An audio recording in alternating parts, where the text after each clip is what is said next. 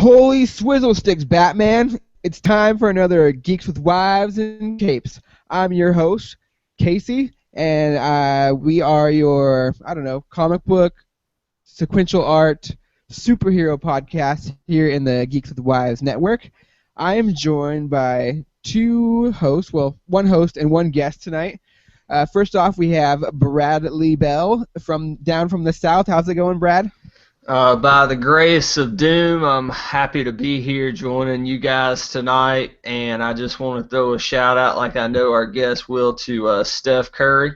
All right, Charlotte, North Carolina boy brought home a NBA championship. Unfortunately, it was for Golden State, not the Hornets, but still happy for him, and even happier to be here tonight talking about a great book with an up-and-coming creator in Jordan. That's Jordan. Thank you so much for coming out tonight. So our guest tonight is the one, the only Jordan Clark, a writer of the Hive Mind comic. So Jordan, how's it going tonight? How have you been? How's your life going? It's going pretty good. I appreciate you guys holding the spot for me. I know I was supposed to come on like a couple months ago, and then Stevie Wonder came, and then I was supposed to come on again, and then Prince was here, and then finally got on. So doing pretty good. I know you guys have been kind of. I saw you had Scott Snyder on one of those other interviews, so you've been working up to me, which I appreciate. Yeah, you know how it is. We wanted to keep you on the back burner when the time was right. Yeah. And then throw you upon the world in a fiery blaze. Yeah, well, this may be the next Scott Snyder. You never know, man. You never know. Let's hope. He's pretty amazing. So, if I can get just like half of that, I think I'll be good.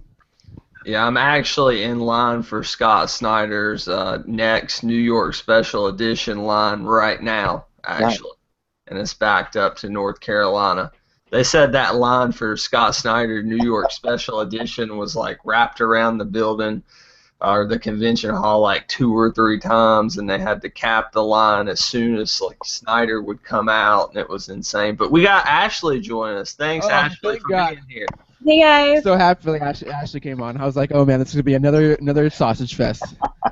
We're gonna get harassed again. Thank you, Ashley. How's it going? Everything's good. Weird. How's everybody else? Good. We're fantastic. We're talking with Jordan tonight from Hive Mind comic. Just talking about him. I'm about to ask him his origin story, but first, since you just popped on, how's your week been? What's going on with you? My week's been a little boring so far.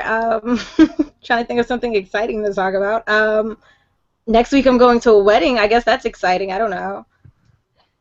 Not if you're getting married. Well, I'm not getting married. No. Well, then it's exciting, and you can enjoy all the food and drinks and actually have a good time and not stress out.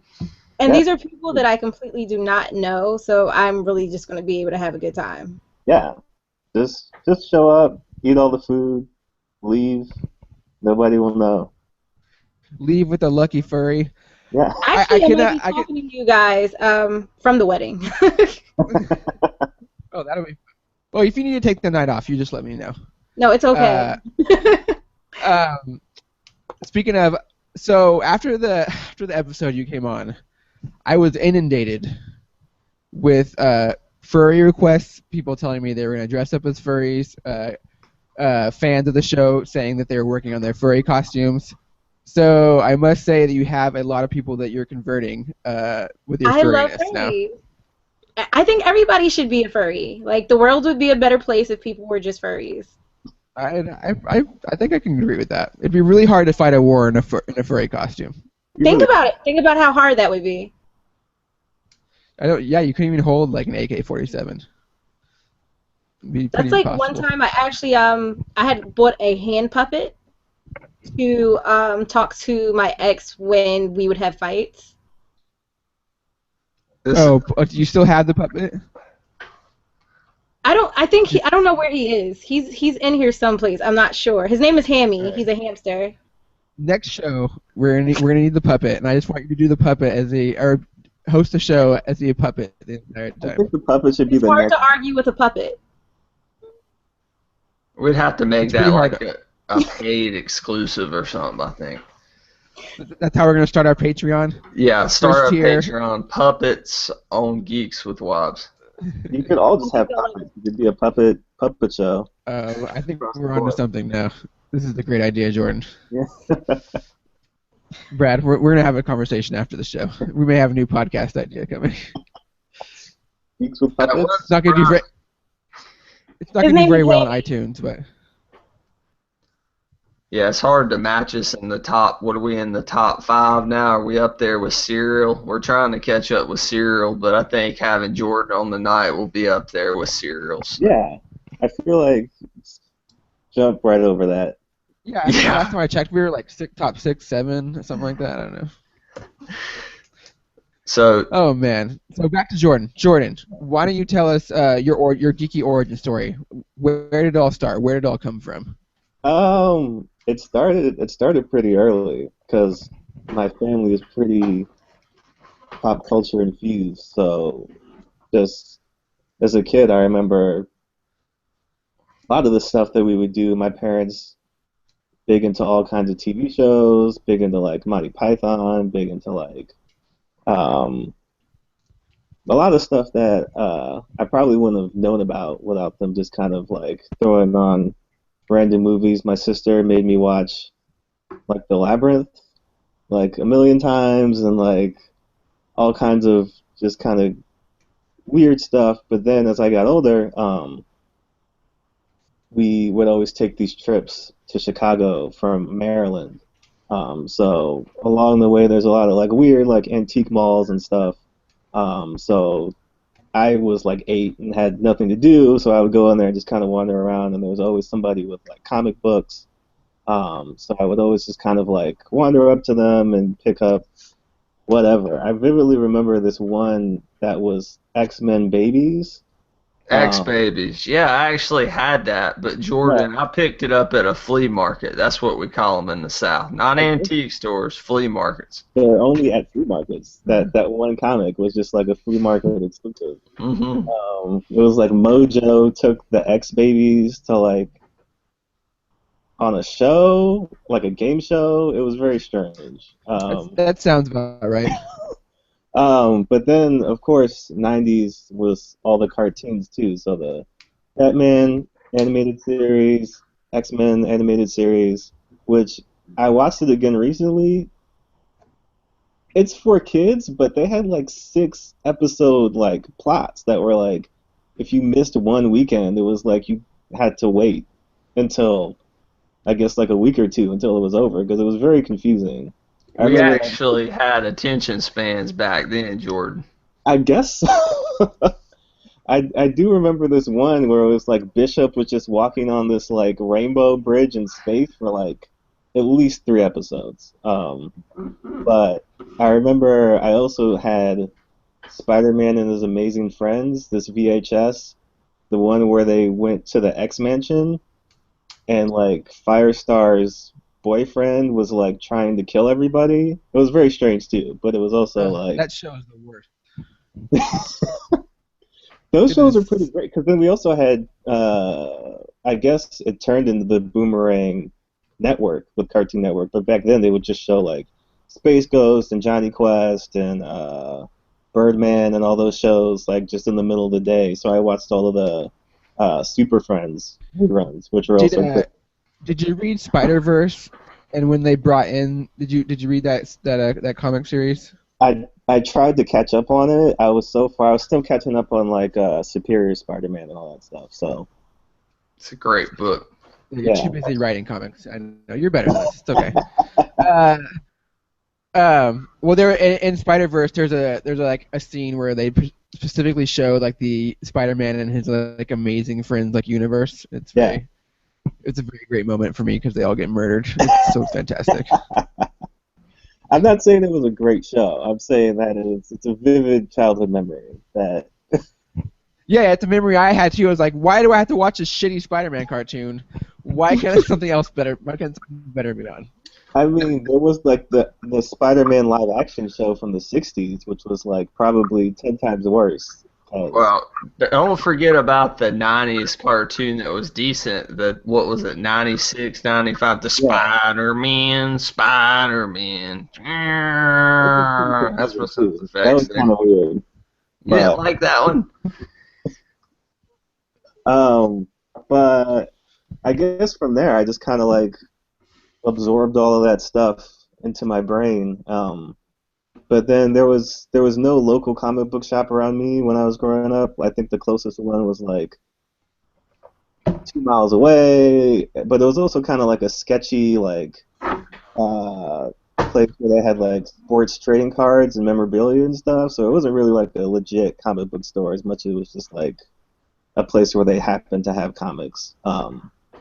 But I kind of was keeping up with what was happening and like trying to get a random comic every once in a while. But when I got to college, a couple things happened. One, The Dark Knight came out, and I skipped my class that morning to go see that movie at like 10 o'clock in the morning. It was like me. It was a full house. It was me and like some guy sitting next to me who clearly was like skipping work to see this movie, and we just kind of like looked at each other and were like, "This is gonna be awesome." And then at the end of the movie, we kind of looked at each other and were like, "We should have high fived," but so after that, I was You would have like, been okay if he touched your leg, right? Like if you would have just watched it, like reached over and was like, "Yeah, I think you're the feeling it." scene where the mayor is talking to, I think it was Commissioner Gordon, and that like Joker Batman dummy hit the window. I think we may have like jumped into each other's arms. But I saw that movie and I was like, this is great. I need more of this. Where can I get this? I can get it with comics. So we were talking a little bit earlier about Jeff Loeb, but I really do love The Long Halloween because that was the first comic like I read from like start to finish, um, and that was just like I needed more. So I got Watchmen, got a couple other books, and from there it was just like I think I went from like one trade to like 50 trades in like 2 to 3 months. So, Um, when you read The Long Halloween, did you know it was kind of one of the books that Nolan pulled for the inspiration for The Dark Knight? Is that why you looked yeah, for it? I was looking for a couple of different books because it was either that or it was The Dark Knight Returns or Year One. But I think that was just the first one that I saw when I went to the store and I just got it. Um, and I liked just the whole story was, I think, one of the best Batman stories. And if you're just starting out, it's like, because there's no continuity or there's no like things that you need to know other than like who are these characters, and if you watch that cartoon, you know who everybody is. So I kind of was pretty much on board with that from the start. And then after that, I pretty much like decided I can't just keep reading trade, so let me just go start getting like the single issues. So since then, Uh, I've been pretty immersed. I just jumped all the way in because I think movies are great, TV is great, but I think comics is a singular experience. Just being able to read a story and be able to just go back and like flip ahead and then like come back to it whenever you want. It's a very personal thing that I don't think you yeah. get with those other two. Was there Uh, ever? Oh, I'm sorry. Go ahead, Ashley. Go ahead, Ashley. I was gonna say, like, was there ever a comic book that you've ever read and you were just like, "What the hell did I just read?" In what way? Like in terms of like, wow, I Like you didn't. wasted your time. Oh, wow. Yeah, Convergence. she's asking me, when's the first comic you were like, "Fuck, this was a bad idea"? Because I remember mine like vividly. I'm gonna say I'll give you two examples. Recently, the Clarion book that DC did, like I was really like Clarion. They're finally giving them a book. This is gonna be great. And I read it, and I was like, this is probably the worst comic I've ever read in my life. Like I just like I think I finished it and I just like tossed it to the side, never to be seen again. But then also Maximum Carnage. I read that and I was just like, what the fuck is happening? It's a And then, like, '90s comic, my friend. it '90s didn't That make is comic. the any sense. quintessential '90s comic. Like that is the '90s of '90s comics. Yeah, which probably didn't help that I read it in like 2011. Like, I don't think it definitely didn't age No, well. it's a rite of passage. Like you have to read it. Like you have to read it. Then you got to go play the video game right afterwards. Well, I love the video game. That's why I was like, oh, is it like the video game? And it didn't make. I didn't know there was that many goblins. I didn't know there were that many symbiotes. Uh, I didn't know that a comic could be like that. So it's good to know. Now you need to go read in one more day. I'm avoiding that. I've heard things. I think I could just Wikipedia that and get the gist and save some Read time. one more day, and then read Renew Your Vows, and then you'll be like, oh, okay, this is why they shouldn't have got married. I totally Yeah. get it now. I'll add that to the list. Right. Yeah, it brand new. Is it Brand New Day where they retcon all the stuff with Mary Jane and Dormammu? I'm sorry. Yeah, Brand New Day. That's what Yeah. I meant. I kept Yeah. it one more day. There is a One New Day though. Matt Fraction wrote that one. I was Spider-Man has a combining lot the of two. Too many comics, Brad. I have so Yeah. many comics in my brain. Yeah, It's hard me to keep too. up the subtitles.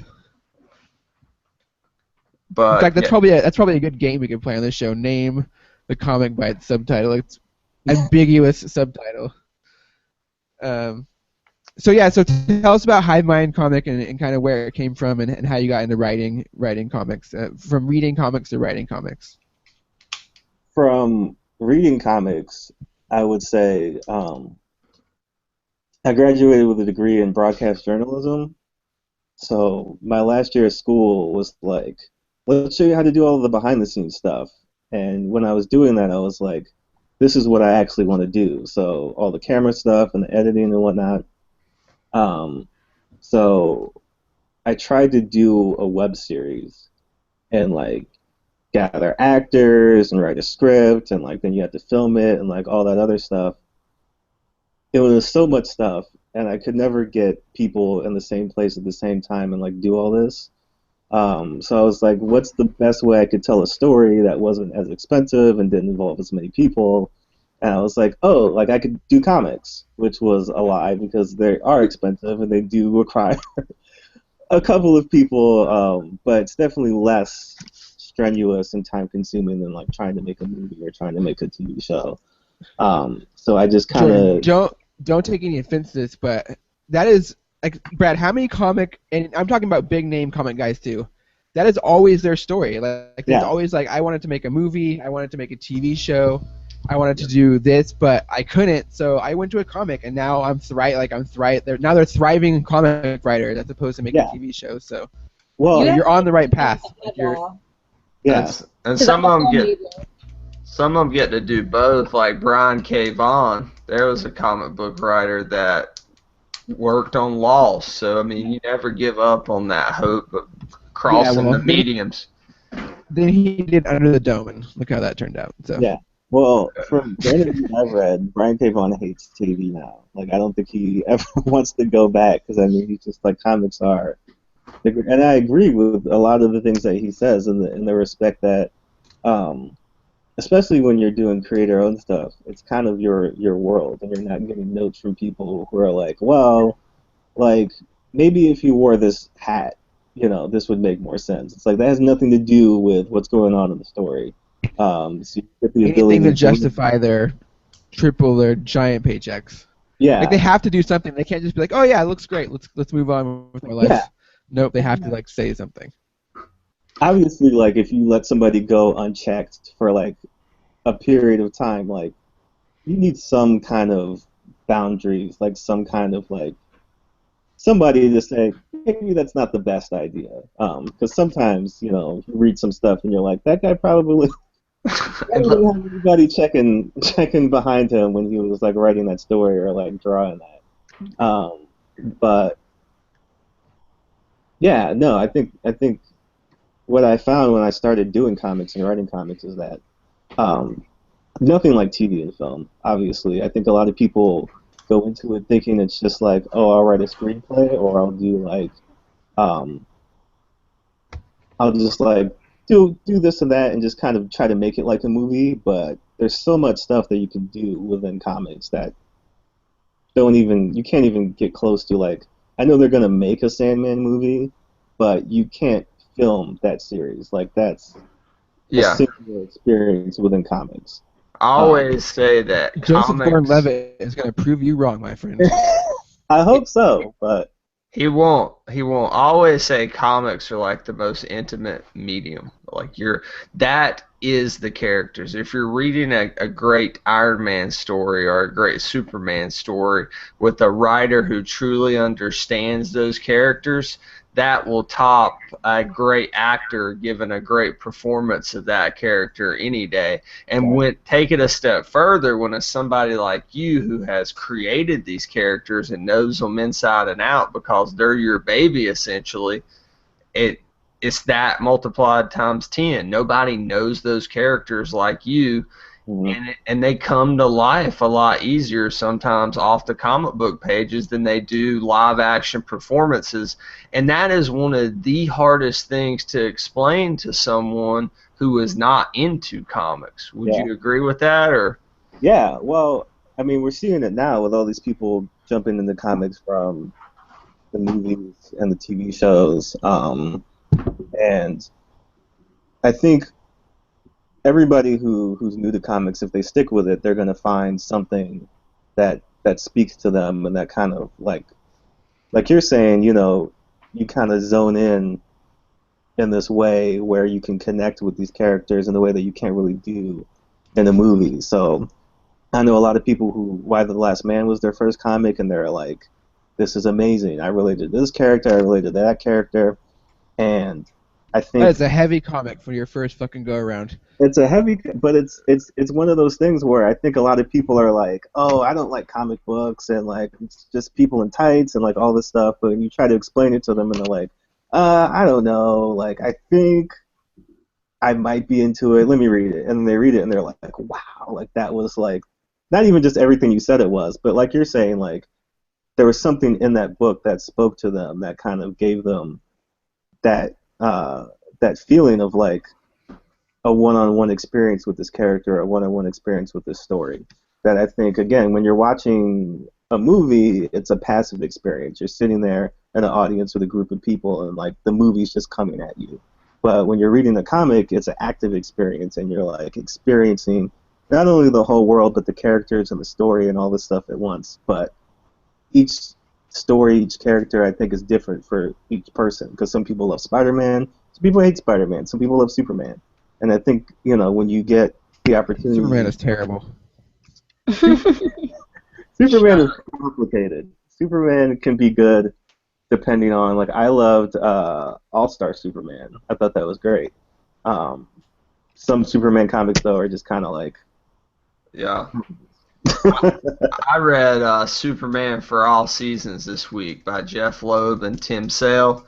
And I think Get off Jeff Loeb's nuts, Brad. I love Jeff Loeb. I think that book is the definitive version of why Superman is what he is, why he does the things that he does. This guy is so great, not because he's an all-powerful god, but because he could do anything he wanted to. But instead of ruling mankind, he serves mankind. And there's something very eloquent about that. And a lot of people get caught up in all the powers and stuff, and they miss that about the character. So if you question Superman, I recommend that Superman for All Seasons. But I think the real Superman question is, does he bleed? And I think we're going to find out. Oh, my God. Okay, Get me started on that, please. So, you know what I heard? You know what I heard about that scene? Oh my god, you guys are gonna fucking die. I heard that is a dream sequence, and it's not. It doesn't actually even happen. Oh my god. Well, maybe that will make it more forgivable then, because it just doesn't seem Superman and Batman are not interesting if you make both of them Batman. It's the dichotomy of the light and the dark that makes that relationship one of the best in comics and one of the ones that DC's built itself on for years and years and years, and they don't seem to get it. So I don't know if they have a light filter though for what they're running that movie through. Yeah, I've seen the one where they put the light in Man of Steel. Have you seen that? Yeah. Like what it actually looked like in color? That's a different movie. It was joyful. Like I actually smiled when I clicked play on YouTube. I was like, his costume is like literally a different color. Like it's the blue comic book color. It's not whatever that navy color it is in the movie, which is so. I mean, again, if you watch the movie, you would think there was actually no color at all in that world, which is very bizarre. But Ashley, Zack Snyder. Ashley, are you a Superman fan? Actually, I'm a Batman fan.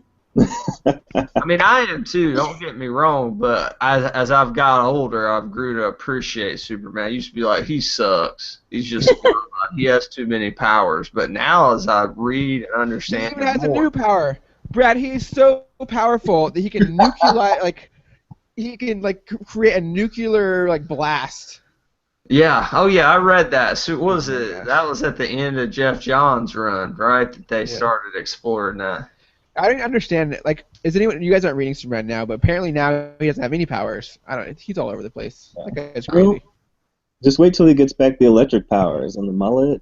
Oh, I love that. I love that costume. It's so good. That was like prime for Saturday morning cartoon status. It never happened. All right, Jordan. I have some questions about Hive Mind, if you don't mind. Okay, so it's a.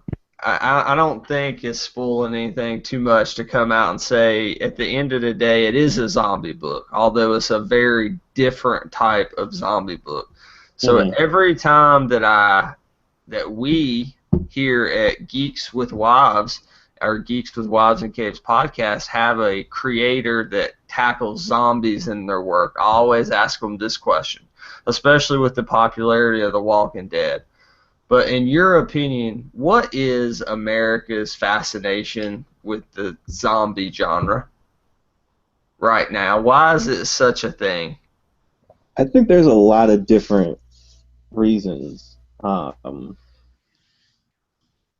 Obviously, I mean, if you're just getting into the fact that they're gross and just kind of terrifying, and I guess the idea of something eating you obviously scares a lot of people, but I think that's right. In a simple way. But I think, I mean, they can have a lot of subtext depending on how you're reading into it. Because I know, I mean, the original Dawn of the Dead, or Night of the Living Dead, I believe, subtly about racism and race in America. Different stories can kind of tackle just the idea of just what do I want to say? Kind of like just this mass thing that's out there that's like stumbling towards you slowly. The fall of man, the apocalypse, all that stuff. I think people are really into post-apocalyptic stuff, but I don't know if it's because people feel like we're close to that, so they just want to get ready for it, or if it's just kind of like this voyeuristic fantasy. I think part of the idea behind my book is we have this idea as humans that we're going to be here when the world is over. Like when everything goes, when the sun goes out, or when whatever phenomena is going to happen that destroys the planet finally, we're going to be here to witness it. But on the scale of how long Earth has existed, we've been here a minute. Yeah. Maybe. So, I mean, to think that, at the end of whatever mass extinction event is going to happen, that we're just going to be here, also witnessing that. Wait. Back up. You're telling me the Earth wasn't created 10,000 years ago? Um, Science is kind of sketchy Wait, on wait, that. wait, wait a I second. want to say no. I Uh, think I heard somewhere else, but not that I'm new. having a hard time wrestling with this concept. I may need to take a minute. Take as much time as you need. Well, now that we're on that topic, could you see yourself adding dinosaurs to your comic book, like zombie dinosaurs? You know, I think if you if you are aware with the erotic fiction section of Amazon books, uh, there I'm is not. I'm not. there is I'm only aware of it through the Colbert Report because he did the story about um like erotic dinosaur fiction. So like maybe if I could work like vampires into that because they sell a lot apparently. Okay, I'm looking for that right now. I'd say go for it. Uh, This one, I believe it's titled "In the Raptor's Nest."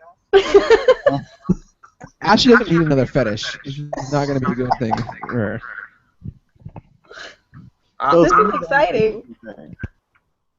I read. I'm glad you brought up that about, hey, maybe something does come after humanity, because I read that at the end of the first issue, that little shout out you had at the end of the book, Yeah, and you talked about humankind. We didn't get to where we're at on the food chain by being the best of people, right? Like our yeah. past is filled with all these tragedies, whether it's racism, whether I'm speaking specifically to America here, whether it's racism, whether it's how we treated the Native Americans, how we spread disease and things like that. But talk about like what drove you to kind of, I don't think your book's focused on that overall narrative, but what brought you to kind of have that as a subtext to your book?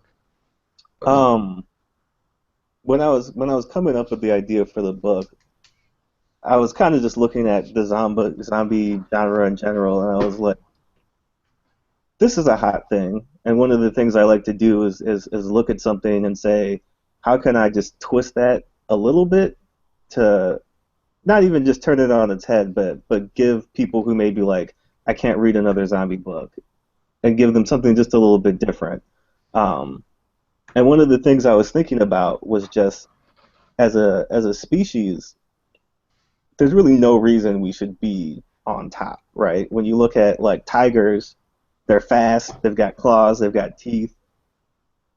Birds can fly, fish can breathe underwater.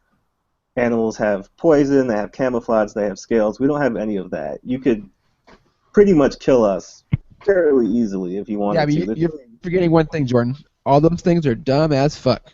Well, that's the And, thing. We're and smart. we have Chris Pratt. Don't We forget have Chris about that. Pratt. We can train all of those things if we need to fight a bigger version of them. Yeah. So, but that, like you said, Casey, we're smart. That's how we got here. We're smarter than everything else. We have the ability. Well, maybe you three, but We have the ability to look down on things, and I mean, we're also cursed with the idea that we're gonna die one day. So we know that animals don't know that, but um, If they're hungry, they might.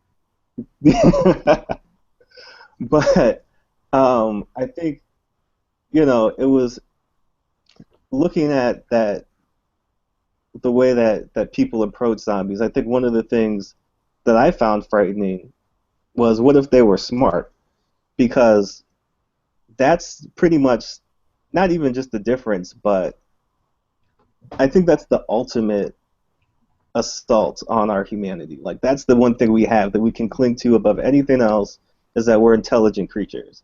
But if something came along and not only was desiring to eat us, but also was as smart as us, they had that kind of checkmate on us, then it's like, well, what do we have? Like what is really separating us at this point from all the other animals? Because here's this thing that's as smart, if not smarter than us. We really don't have anything else that makes us special anymore. So I think there's a little bit of psychological terror in there when you're kind of thinking of that comfort that you take being on top of the food chain. But once that comfort is removed, once we're, if not number two, at least 1A, it's kind of like we don't really have that ace in the hole anymore. So Yeah. You brought up intelligence, and I think that's something you kind of tackle in these first two issues. That's all I've got to read on. Is that all it's out? Is the first two right That's now? right now, yeah. Okay, so it's Dr. Franklin Hmm. who gets he's the first to get infected with this. Yeah. And I just want to ask you, is there a inherent challenge in writing kind of an egghead, like super intelligent character? Because I always think of like Reed Richards. I like Reed Richards as a Hmm. character in the Fantastic Four and whatnot, but he's a kind of an asshole. But I don't think he's really an asshole. I just think he's so intelligent, he's not very relatable to everybody else. So is it hard to write a very intelligent character like that? It is. I mean, it's hard to write a character like that and separate them from other characters that are similar because you don't want somebody to read it and be like, oh, that's just Reed Richards if he was a zombie, or Yeah. kind of draw parallels to other characters. It's hard to not do that because, like you're saying, I think one of the main archetypes is that they are unrelatable. They are kind of distant from other people because of their intelligence. Um, I think, in particular for Dr. Franklin, it's that ego that I think a lot of people get, and you can relate it even to like somebody like Batman. I think the ego to think that I'm the only thing that's keeping the city from falling into like complete chaos, like just me as one man. Um, and you flip that for Dr. Franklin, it's the other thing where it's just like I'm the only thing that can save him. He has a disease where he's kind of like uh, it's terminal. He's dying. I didn't really specify it because it's not important. He's gonna die. But like the ego to think like I can do that. I can stop this. I can save not only myself but pretty much everybody else. Um, I think that's part of what makes some of those characters interesting because you see the ego and the hubris, but it's that desire to save either themselves or other people. They're always thinking about the advancement, Yeah. but science can kind of get scary sometimes uh, when you're thinking about, okay, we can do this, but should we do this? And what happens if we do this? Like, what are the consequences of that? That's And how we got the atomic bomb and Ultron. yeah, So, and Jurassic Park. yeah, So exactly. I think, Fucking yeah, smart people ruin everything. smart people, I think kind of sometimes they don't stop to really consider long-term ramifications of action sometimes. I think when you're on the cusp of something that's new, it's exciting and you can get caught up in that pretty easily and really focus on the moment and like what you're trying to do. Like when you're building the atomic bomb, I bet they were thinking, wow, like this is going to be just a whole nother field of like science. There's so many things that can come out of this. I'm sure they were understanding the fact that it was a weapon, but I don't think it was until they dropped that bomb on Japan that they were like, oh shit, like this changed everything, and not in a good way. So So where can we find Hive Mind comic or the Hive um, Mind comic? Where can we check you out? got a website, jclarkcomics.squarespace.com. Also on Twitter at Hive Mind Comic, on Facebook at Hive Mind Comic. So you can get it at all of those places. Thank you so much, Jordan, for coming on. We're gonna move on to our next segment and talk about our Week in Geek. So first up, I'm gonna go with Ashley since she's been so quiet over there and she's our newbie. Uh, Ashley, what'd you do this week? What are you reading? What are you watching? I still wasn't prepared for this right now.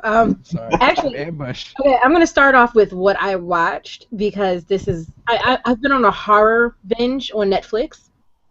Wait, one, I'm just gonna back up before I even jump into that. But I'm like getting towards the end of Weeds on Netflix, so I'm happy about that.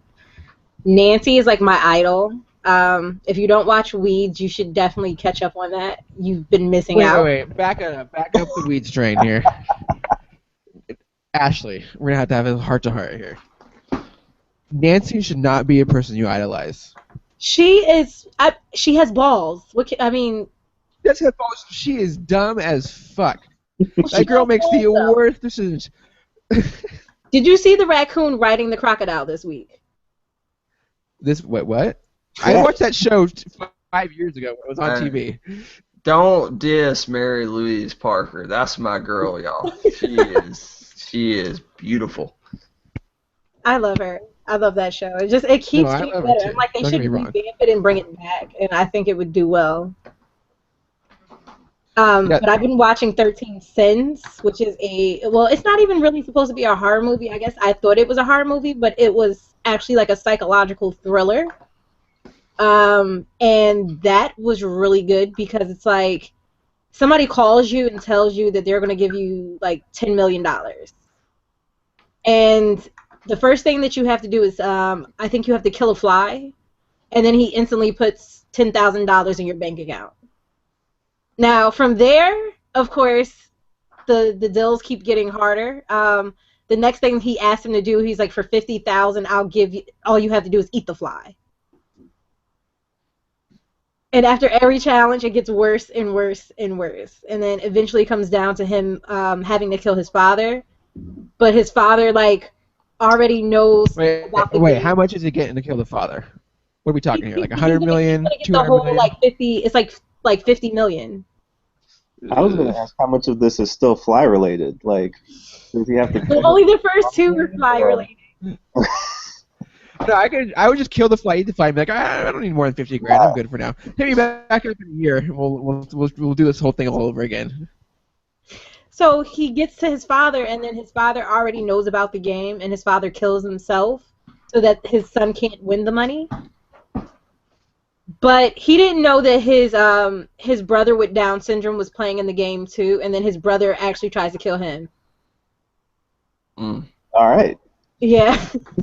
I think you just spoil this entire show, so no one has to watch it now. No, trust me. It's way more better than that. You have to see everything that happens. It's on Netflix. Yeah, it's on Netflix. What is it, 13 Degrees, you said? No, 13 Sins. I was way off. And then, did you guys happen to see The Voices? The what? The Voices. I have not No. seen it. Oh my God. Oh God, his name is not in my head. The guy that's playing Deadpool. Ryan Reynolds. Ryan He's Reynolds. in it. He's in it. And he is a serial killer who's mentally ill who hears voices from his pets that tell him to kill people. Oh, I've got to watch this movie. Is this on Netflix too? No, it's not. That's in the theaters. No, actually, it's funny. One of my friends had the DVD. I think it was on Redbox or something.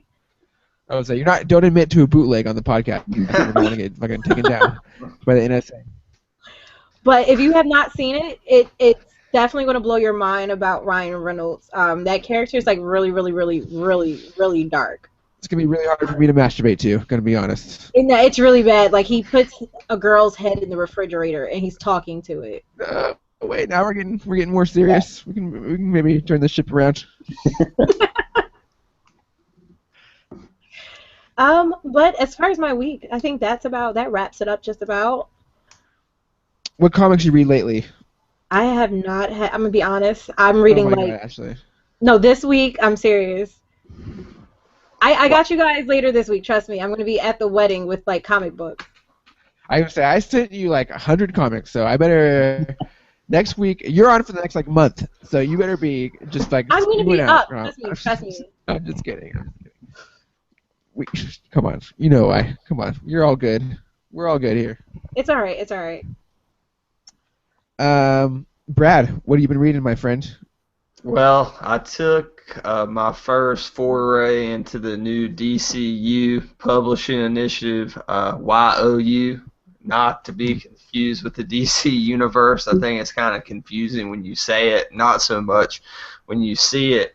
But the book that I picked up was the one that I was looking forward to the most, was Robin, Son of Batman, and I got a review for that up on the site at geekswithwives.com. But I really dug this book. I'm a Damian fan. I think Damian's kind of like the Yankees or the Cowboys or something. I mean, you either love Damian Wayne or you hate him. I happen to be one of the people that loves him, and I'm glad he's All right, back. let's get a consensus around. Let's get a consensus around the round table here. Jordan, are you pro Damien or anti Damien? It depends. I liked the initial character when he first came in. I think it depends who's writing him, because sometimes he is just kind of like a bratty kid that you're just like, especially when he's talking shit to like Dick Grayson. You're kind of like, come on, man, like original Robin, show some respect. But I think recently he's kind of come back. I don't know if it was because he was dead and people are like just happy to see him alive again, or what's happening, but I'd give him the thumbs up. Yeah. Ashley? Yeah, I'm pro Damien. Well, why? Give us the reason why. You can't just say I'm pro I like Damien. Just Bratty throw it out kids. there. Bratty kids are amazing. They're the rebels. They're the ones that get things shaken up a bit. Things would be boring if Damien wasn't there. You are Damien, aren't you? Jesus Christ. But No, I don't get to say. I don't get to say, Brad. I don't get to say what kind of, if I'm a pro or anti Damien around here. all right, we're moving on.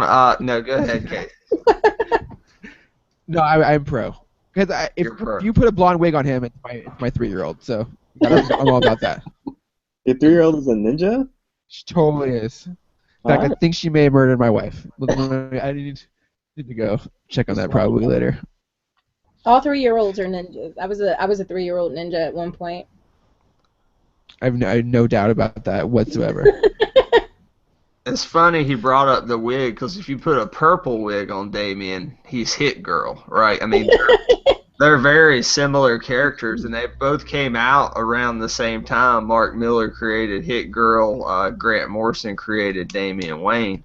Are you saying? Wait a second, Brad. Are you saying on this podcast that Grant Morrison stole from Mark Miller? Is that what you're saying right No, now? because they're different characters, but they're similar. I mean, we have that throughout comic books. Green Lantern and Nova Corps. I mean, it's the same thing in a way, but it's different. It's kind of like that whole thing. But I love this book, though. I gave it like an 8.5 because it is about Damien's redemption. He is going to right all the wrongs that he has done when he was that bratty kid. And the book's about him evolving as a character and growing up. And he has this giant pet man bat named Goliath that he rides around, and it's just really cool. And I love Patrick Gleason's artwork, and I loved him on Batman and Robin, and he's one of the few that, man, he can do it both extremely well. He's a great storyteller, Patrick Gleason, and a eye-popping artist, but I love that book. And the other thing... Wait. How wasn't Damien dead? Like, when did he come back alive? When did this happen? He came back in that Robin Rise Omega or Robin Rise Alpha. It was a storyline. Apocalypse. I'm so confused what's happening in DC. I have no idea. So wait, is he in America? Like, where is he then? Is he like on Apocalypse? I don't understand what's going on. No, he's not. He's not in America. Although he did just show up in Gotham Academy #7 this week. But Casey, DC doesn't care about continuity. All right. It's obvious now. That's the thing about DC. So get rid of these thoughts in your head that we have. It's hard. It's like kicking the heroin habit. Really hard to do. Yeah, but he's not in Gotham City in this issue. He's somewhere in the Pacific Ocean. It looks like. I'm not 100% sure. He's on his base is literally some island that he operates out of, where he has a monk/butler named Ravi. And it's very good world building. It's original. It's organic. And Casey, the other thing that I read, I know you read it, so it's Thor's #1. I didn't read it. You know why I didn't read it? Because I was like, Brad's gonna read this, so I don't need to fucking read it. So I'll read it later. Okay, I just figured you read it. I thought I saw it behind you. So. But there's an awesome. It's only like one shot. At least I only saw one shot of it. Fucking Thor Groot, or however you want to call him, Throot. I like to call him. That would be that's amazing. That just for that panel alone, that comic is totally worth it. Yeah, Thor's number one. The Thors have been one of my favorite parts about Battle World and about Secret Wars. Just the idea that they're this police force kind of was like mind blowing when I first started reading Secret Wars. And man, this is a full blown like cop procedural in Yeah. Thors. And you have all the different kind of tropes. You have the buddy cop thing. You have the asshole cop. You have a snitch. I'm not gonna say who it is right now. At the end of the book, that's a big It's reveal. fucking Thor Groot, isn't it? God damn it, No, Brad. no, he's God not the damn it. snitch. And you see him doing everything from solving this big murder mystery that I don't want to get too much into. I'll just say that the same person has been murdered 5 times because we know there's multiple incarnations of people on Battle World, so that's a very interesting concept. But it's just a fun book too because it shows them like at bars drinking mead and kind of shooting the shit about capturing Hulks and Ghost Riders, and it's fun and it's lighthearted, but at the same time it's meaningful in the overall kind of Battle World story. So definitely recommend Thor's by Jason Aaron. Ashley, have you read any of the Secret Wars books? Have you checked any of that stuff out? Actually, no. Killing me, Smalls. Well, you know what? Killing me. I was supposed to pick up the A-Force this week, and I haven't left to go get it yet. You'll like that one. I think you'll really like. You're a '90s kid, right? So, Well, you'll- yeah. is the '90s X-Men out yet, Brad? It comes out this week. Yeah. Now you're speaking my lingo. Yeah. 'Cause So X-Men that one you'll like. I think a lot. Oh, And what I else really is there? love Uncanny. Wait, what? The Uncanny X-Men. Is that one? Yeah. No, that was one, but There's there's the Runaways one that came out this week. yeah, that one. Yeah, I'll talk about that one. But yeah, we'll like that one too. The Runaways is really good. Yeah, I think Secret Wars is actually like it's really weird because as a new comic book reader, reading the main story would be really difficult. Yeah. But as a new comic book reader, it's the perfect time to read the side stories because they're meaningless. They mean pretty much nothing, and you can learn. And each one of them is like an introduction, like issue to not only the world of Secret Wars, but the world that those characters inhabit and who they are and stuff. So it's really easy because what's going to happen when this, I guarantee you what's going to happen when all this shit is done, is they're just going to mash all these worlds together. So we're going to have like one world with a bunch of these different, like all these different types of characters in it. So, so it's actually, it's a really weird dichotomy that's creating where it's like the main issue is for diehard like comic fans who've been reading forever, but the side issues are really for new comic book readers to kind of as a jumping on point to introduce these characters that are going to live in the new world that they're creating.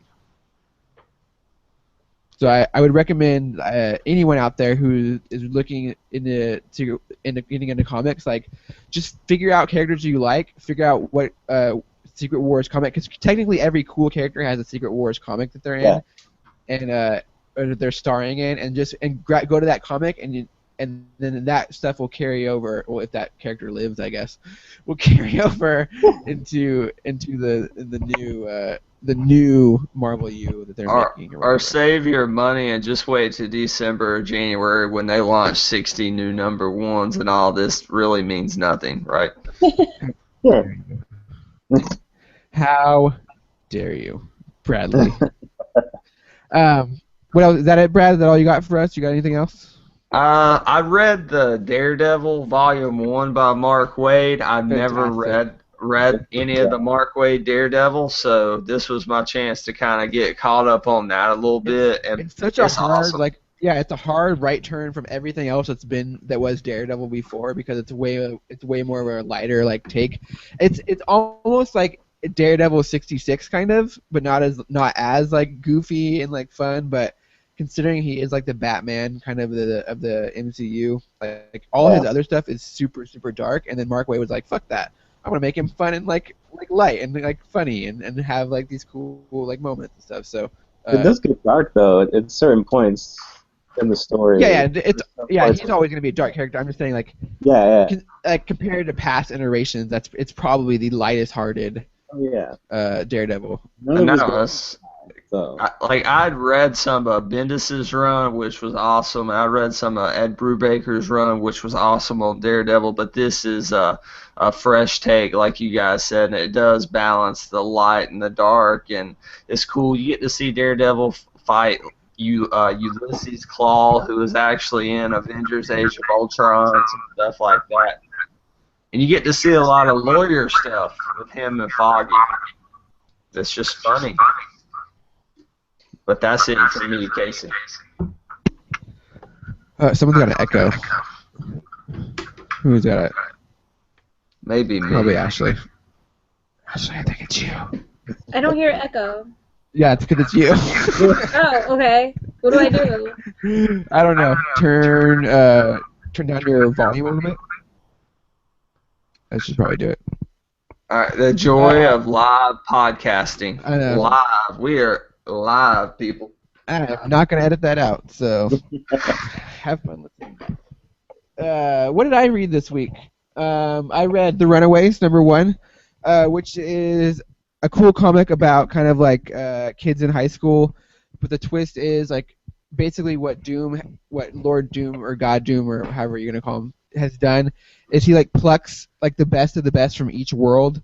So Amadeus Chow is here, and like Frostbite is in there, and Jubilee's in there, and like they're all getting trained in this school to kind of like become overseers of the secret or battle world at some point. And it's pretty much just an introduction issue to them and all the characters, but in typical like Runaways fashion, it's a bunch of kids like using their powers and having fun and kind of getting into mischief, and I really enjoyed it and will continue enjoying it as Battle World rages on. What else? Oh, Black Canary. I read this week. A fantastic book, written by Brendan Fletcher and Annie Wu, I think. Yeah. Yeah. Right. And just like you said, Brad, totally out of continuity. DC story. They basically like just kind of like rebooted Black Canary's entire like story, and now she's like the head of like this like rock group, which totally makes sense being her voice is super like magic or whatever. And she basically just kicks a bunch of ass, and it's totally awesome, and I really loved it. But it's weird because it technically it kind of is out of continuity because nobody knows who she is, but I mean she was on the Justice League for so long or whatever. But she does make references to being on the Justice League, and then also makes references to being married to Oliver Queen. Yeah. So I'm like, it's like this DC stuff is so hard to wrap my head around. Like I don't know. It's weird, but it's fantastic writing. I think it's a great direction for the character. I think it's a great way to handle the character. I love the fact that she's in like this magical rock band. Spoiler alert. And I think it's going to be a lot of fun. It will probably only last 8 issues because I don't imagine it's a hot seller. But we'll see. So pick it up while it's still on stands because it's really something special, I think. And I had a funny moment. What? Hold on, I'm not done. I wanted to ask you about that Black Canary book. Yeah, ask me. Go ask away. All right, so when you picked it up, was there any moment where you're like, man, this is eerily similar to Spider-Gwen? No. Well, I mean, only in the fact that she's in a rock band. Because she's way more of like sure of herself character. Like, yeah, she is trying to kind of hide her past, but she's kind of not. That's the other thing too. It's weird. It's like she's obviously Black Canary. Like it's no secret who she is, but she's trying to hide who she is, like her past. So that's the only kind of weird thing I read about it. You read it as well too, right? Jordan. I unfortunately have not been able to get to my shop this week, but that's the books that I was looking for because I love Annie Wu. So yeah, that's my only like real complaint with it is that like it's kind of weird. Like she's in a band called the Black Canaries, but she can't like her whole thing is like I don't want anybody to know about my past or who I was before this. It's like you're Black Canary, like you're a famous superhero, right? Like who's not gonna, like I don't understand. So, but like I said, it's out of this continuity thing, so who knows where that all fits in like her past. I don't know. But that being said, fantastic writing, great action sequences and fight scenes. Like the panels and the art is choreographed really, really well. And I think, like I said, she's a great character. It's a fantastic direction for the character. It makes perfect sense that she's in a rock band. And I really, really, really liked it. And it was also sold me the fact that my daughter saw it and was like, "Oh, why is mommy on a comic book?" So that was a win as well. And so that was cool.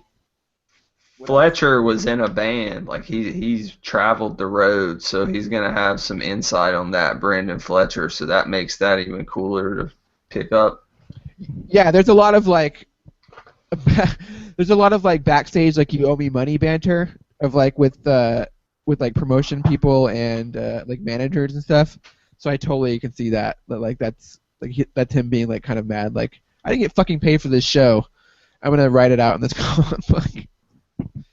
The other thing I read this week, Southern Bastards #9. I talk about Southern Bastards all the time. Ashley, Southern Bastards definitely is a comic you should be reading. And I am not a football fan. I am not from the South. I have no connection or relation to anything that's going on in Southern Bastards, but it is an amazing book. It's an amazing character-driven like story. It's so good. Just please, everyone go read that comic book. Like I guarantee you, that's gonna be like an HBO or AMC like show. Like it's gonna happen like any day. Like someone is gonna like read that. Someone's gonna read this first 2 volumes and be like, oh fuck, like we better buy this shit real fast. Yeah. It's so good. What else? Secret Six by Gail Simone. A comic book I feel like nobody is reading or talking about, and it's really probably one of my favorite comic books. I think it's because it doesn't come out enough. It's not really on a regular schedule. It's kind of been touch and go, but it's really, really great.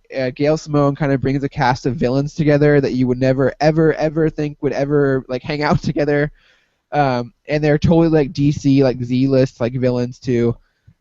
So she can pretty much do whatever she wants with them and have a lot of fun. So basically in this issue, they're all living in a house together, like in suburbia, and getting into shenanigans as villains would. Like there's a great scene where like the main guy who owns the house is like, I have a super sense of smell, and we had a party here last night, and someone had weird sex on the couch. So there's a whole like dialogue of them like trying to figure out who had weird sex on the couch. And it turns out to be like the ventriloquist and like her dummy. So it's just like this classic like Gail Simone stuff like that, and she just writes characters so well, and every book has like the perfect amount of humor and action and kind of like gravitas to it. So I really recommend Secret Six. And I really recommend picking up the Secret Six before the whole New 52 launched as well, because that was a fantastic book as well.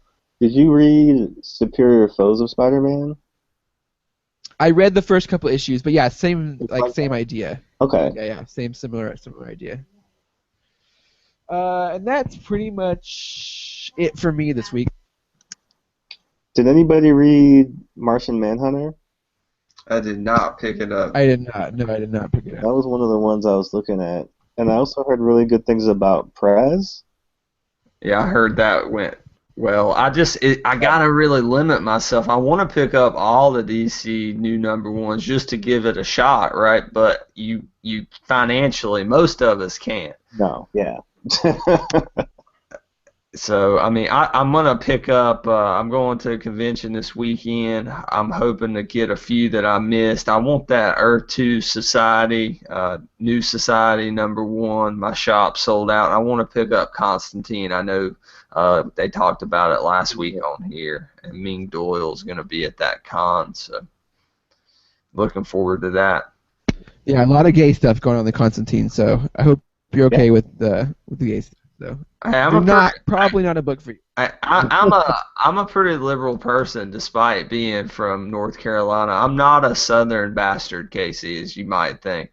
Hey, he's into bears, so there's that. I heard there was a lot of weird sexuality. I loved it so much. Like I just love that he's so just like sexually. It's like, oh fuck it, whatever. I don't give a fuck. Demon person, like weird alien creature. Like I don't care. Like I'm just about getting my rocks off, so it's all Did you good. guys read the last saga? I think 29. No, I No, have I'm not not read caught up on Saga. Saga. Yeah. So don't spoil us, I'm not going Jordan. to spoil it, but there's if you're talking about sexual depravity, there's a splash page, like a double page splash that's like, no matter what you've seen in that book so far, like that's probably if you don't remember anything else about that book, you'll remember that splash because I opened it up and I was like, all right, I guess they topped themselves finally. Like it was ridiculous. Yeah, Saga is amazing. Ashley, are you reading Saga? I was gonna say I've only heard great things about Saga. Yeah, it's so good. I actually sat for a panel with them. Oh, But tell us. Do tell. It was cool. It was just kind of like the whole thought process of, I guess, how he came up with Saga. And it's just kind of like everybody's completely like a different type of being, I guess, or whatever, like some type of not mutant, but different being, I guess. I don't know what to call it. They're all aliens from different worlds. Yeah. But I like the concept. Sorry. It's so Romeo and Juliet, but so like sci-fi at the same time. It's really fantastic. With babies. And actually, that's what I remember about what he said. He was like, that's what that comic book was created from, the idea of getting married and having a baby and having to protect all of that. Yeah, that totally makes sense. What else do we have? Brad, do you have some news? Yeah, the big news in the comic books world this week is Jeff Loeb. And somebody's echoing. That might be me. Sorry. Actually, it's you again. Sorry. Sorry, Ashley. I didn't mean to call you out. I feel so bad for doing that. But the beauty of live radio or Do you have live any headphones, podcasting. Ashley? Yeah, headphones. Yeah, she's like, yes, I do. All I'm at right. work. Jeff Loeb and Tim Sale are finally going to be releasing the long-awaited Captain America White out in September. They did Okay. Spider-Man Blue, Worst Daredevil Yellow. name in the history of comics. At the worst time ever. Yeah. They already did Blue, right? They did Spider-Man Blue, Daredevil Yellow, Hulk Gray, and it's Captain America White. That's the name of it. Hey, it's not as bad as the new Batman book that God, what's his name? Frank Miller's writing called The Master Race. I mean, that's a little worse, I think. When I saw Captain America White and the Master Race, I'm like, come on, guys. It could have been red, white, and blue, though, I guess, if you want to bring it all home. Yeah, I mean, nothing intentional there, but the book's been rumored since '06. They did a 0 issue in '06, and they're finally releasing it in September. So I'll be glad to see that. I have some comic sales numbers. Surprise, surprise. Secret Wars #1 sold, and this is what went to comic book shops from Diamond, so maybe didn't actually sell this much. But get this, guys, 527,000 copies at $4.99 a pop for Secret Wars #1. The next book was Bravest Warriors Tales from Hollow John. That was a Loot Crate book, so that's why that book had so much at 500,000. And 3 is Secret Wars #2 at 210,000. People love their events, guys. Yeah. Yeah, no secret. And that's why we're going to keep getting them forever and ever. So, exactly. Stop complaining, because they're not going away anytime soon. Because you know what? Pay with your dollars. So if you don't want something to happen, then don't buy it, because that's the only way it's not going to happen. Well, I didn't buy Convergence. I think I read the first issue, and I was like, I see where this is going, and it was kind of like not really interested in that. But yeah, I did, because I'm an idiot.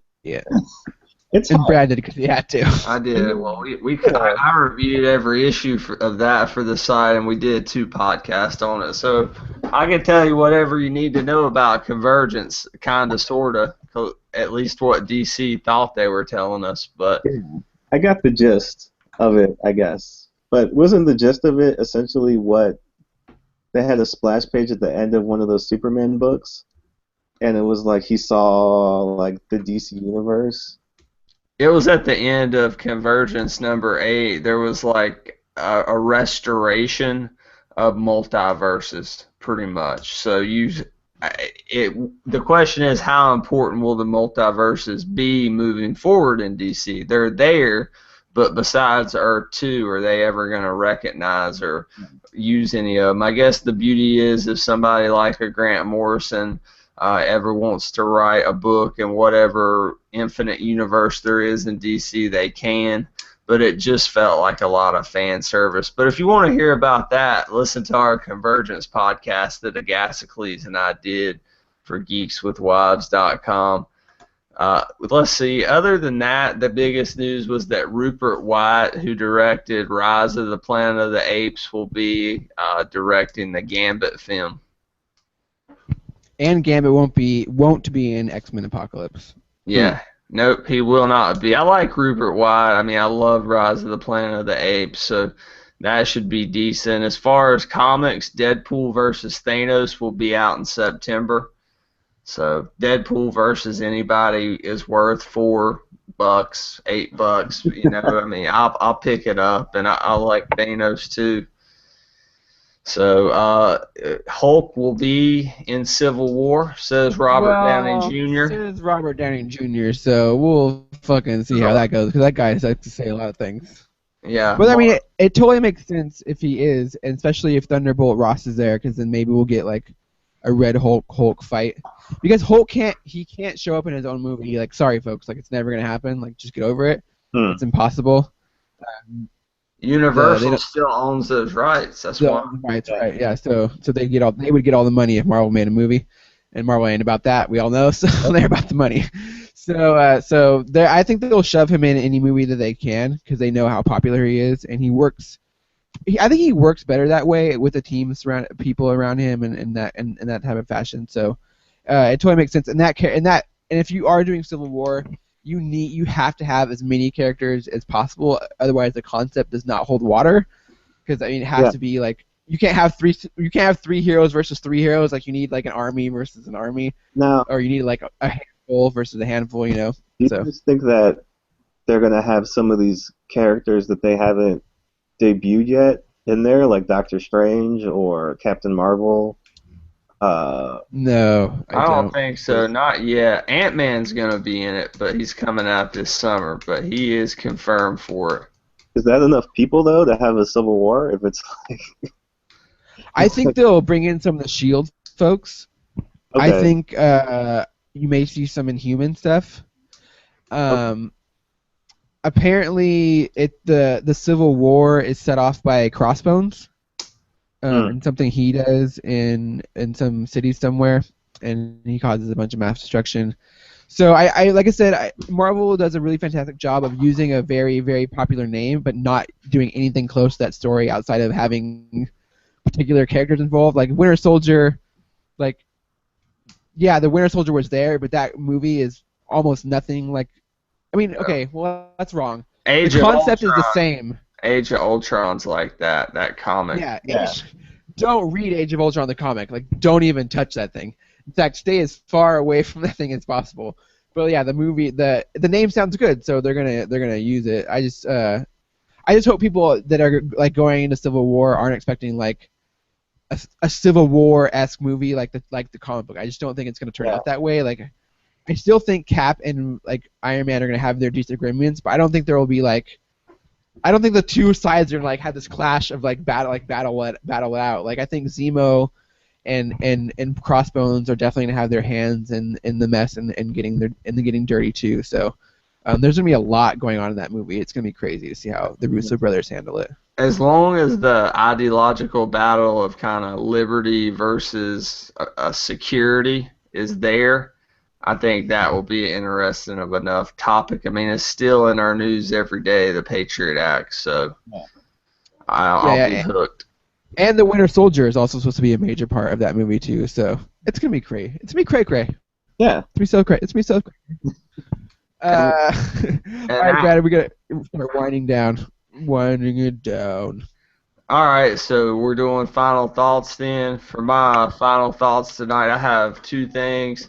I'll be at Heroes Con 2015 here this weekend. I'll be there. I only can make the event Saturday, unfortunately, but I'll be there at the DC panel, at the Marvel panel. I'll be walking around representing Geeks with Wives and just trying to have a good time at the con.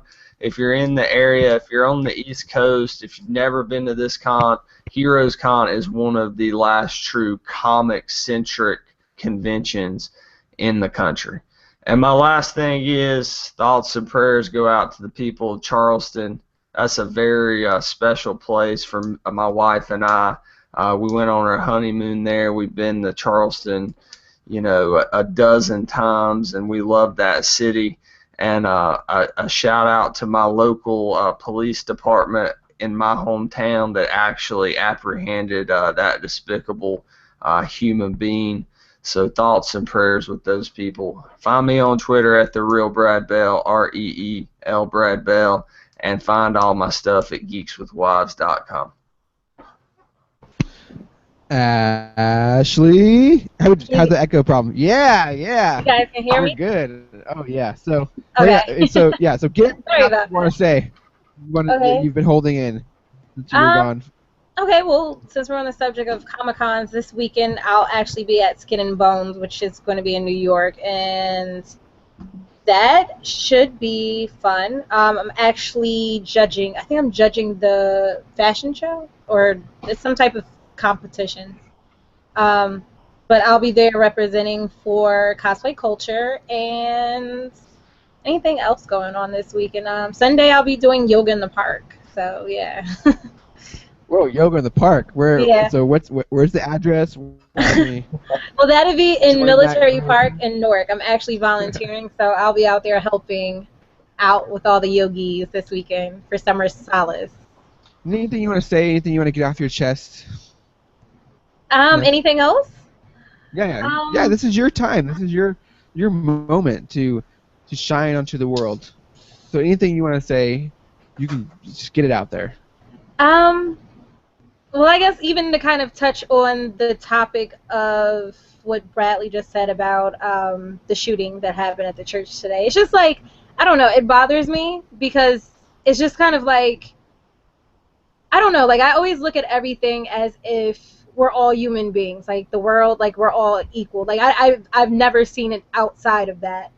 So it's just, I don't know, it kind of boggled me a little bit today because I rarely talk about topics. Like I don't like to talk about like topics that are too dark or like too heavy. I try to keep everything light, but it's just like I feel like ignoring it doesn't make it any better at the same time. So I'm just I like, other than that, I don't even know what else to say. It's just kind of speechless a little bit, but like prayers go out to their families and all the people that were affected by it. You guys can follow me on Twitter for the rest of my rant, but might be a little too long. You have to save your ranting for the podcast now. You're not gonna. I'm gonna have to ixnay the ranting on Twitter. I want the ranting on the podcast. The people come for the ranting. People come for the ranting? Well, then we shouldn't save it for the end because it's going to take a while. But it's all right. I try to keep everything light. So we can find you at Ashley Danger. At right? Ashley Danger, and then if you guys want to follow my website, that'd be strangewonderful.com, and I'll be actually having some more streaming on there because I haven't been doing too much gaming lately. My schedule in general is just kind of crazy, so I'm trying to get everything together because you guys know you're on the West Coast, I'm on the East Coast. Me too. Yeah, I know. I make you guys stay play. I'm sorry, guys. I can't help that I live in California. And also go buy Cosplay Culture magazine, everybody, because that's who pays Ashley and I. The new issue will be out July 7th. July 7th. Cool. Thank you, Ashley, for joining us, and you will be here for the next 4 podcasts or something crazy like that. Yeah, and the next one I will actually get my reading done for. So. Oh no, I just like this week has just been crazy. I'm sorry. No, don't apologize. You can just call me an asshole and move on. It's okay. It was E3 this weekend. I know. Believe me, that was gonna be part of my thing was there's no comics to talk about because it's video game time. So everything has been video game for me all week. Yep. I feel you, so don't worry about it. You'll never be in trouble for not reading on this podcast. We just love having you on. Jordan, final thoughts? Where can we find you? You can find me again at jclarkcomics.squarespace.com, and then I'm also on Twitter at Hive Mind Comic, Facebook Hive Mind Comic. I guess I'm also going to be. It's a small convention in Baltimore this weekend, the Enoch Pratt MiniCon. So I'll be there if you're in the Baltimore DMV area. I guess to add on to what everybody else has been saying, obviously, prayers go out to Charleston. Tragic situation. Hopefully, anytime anything like this happens, you can only hope that something positive comes from it, just in terms of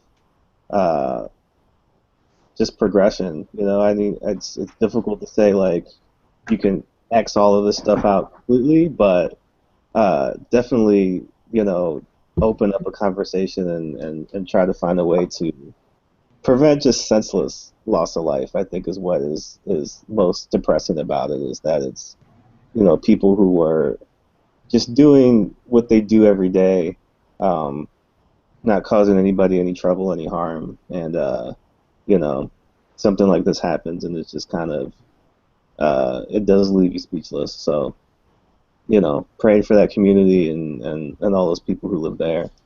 I feel like we got really depressing here. I think just Yeah, I was gonna say, with no, my Jordan, way interview to and, bring like, down podcast. Wait, okay, you know what? To lighten this up, I have something to lighten this up. Okay. Did you guys hear about the porn spoof of Pokemon? Yes.